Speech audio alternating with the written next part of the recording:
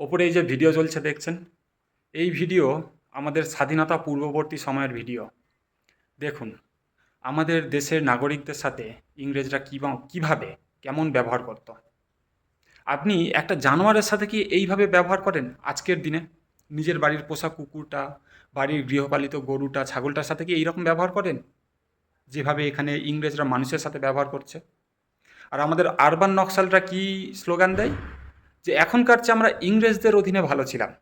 এই দেখুন, আমাদের পূর্বপুরুষরা, আমার পূর্বপুরুষ, আপনার পূর্বপুরুষ, তারা কত সুখে ছিল একবার দেখুন।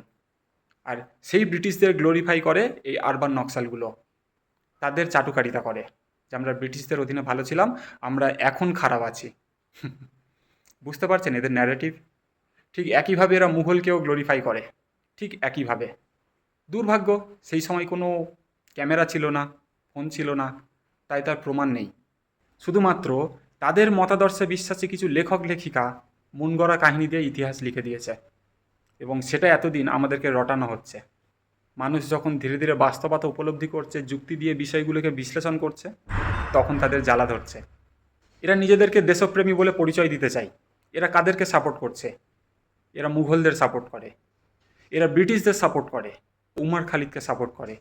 যে উমর খালিদ বলে কাশ্মীর ভারতের অংশ নয়, সেই উমর খালিদকে এরা সাপোর্ট করে। যে মানুষটি বলছে কাশ্মীর ভারতের অংশ নয়, সেই মানুষটিকে একজন দেশপ্রেমী, একজন জাতীয়তাবাদী মতাদর্শের মানুষ কিভাবে সাপোর্ট করতে পারে? এদেরকে আরবান নকশাল বললে রাগ হয়, এদেরকে দেশদ্রোহী বললে রাগ হয়, এদেরকে দিমাগি নকশাল বললে কান্নাকাটি করে। সব কিছুই স্বার্থ বন্ধু, সব কিছুই স্বার্থ। এরা থাকবে ঘরে, বিদেশ ট্যুরেও যাবে, কিন্তু আপনাকে দেখানোর জন্য বৃষ্টিতে ভিজে ভিজে বক্তৃতা দেবে। এটাই এদের দ্বিচারিতা। এরা ভালো মতোই জানে দেশের যদি ক্ষতি হয়, দেশ যদি পিছিয়ে যায়, তাদের কোনো যায় আসে না। তারা ঠিক ফান্ড পেয়ে যাবে কোথাও না কোথাও থেকে, তাদের সেই ব্যবস্থা করা আছে।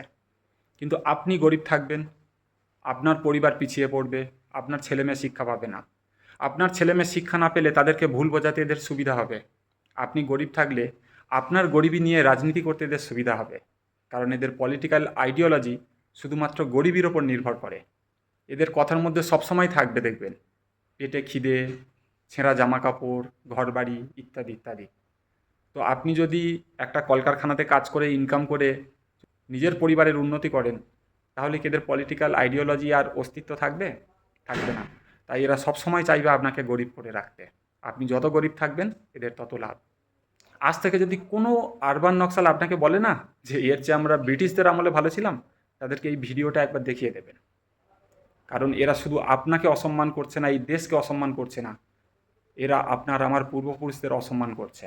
তাদের দুঃখ, যাতনা, বেদনা, তাদের কষ্টকে নিয়ে এরা খিল্লি ওড়াচ্ছে। ব্রিটিশদের পদলেহন করতে গিয়ে এরা এই দেশের সম্মানকে ধুলোতে মিশিয়ে দিচ্ছে। খেয়াল রাখবেন, আপনার সহজ সরল সৎ ছেলেটা মেয়েটা যে সমাজ সম্পর্কে এতটা অভিজ্ঞ নয়, সেই ছেলেটা মেয়েটাকে ভুল বুঝিয়ে এই আরবান নকশালরা অন্ধকার গহ্বরে ঠেলে দিচ্ছে না তো? খেয়াল রাখবেন, ছেলেমেয়ের খেয়াল রাখবেন, তাদের দেখভাল করবেন, তাদের মনকে বোঝার চেষ্টা করবেন। নমস্কার।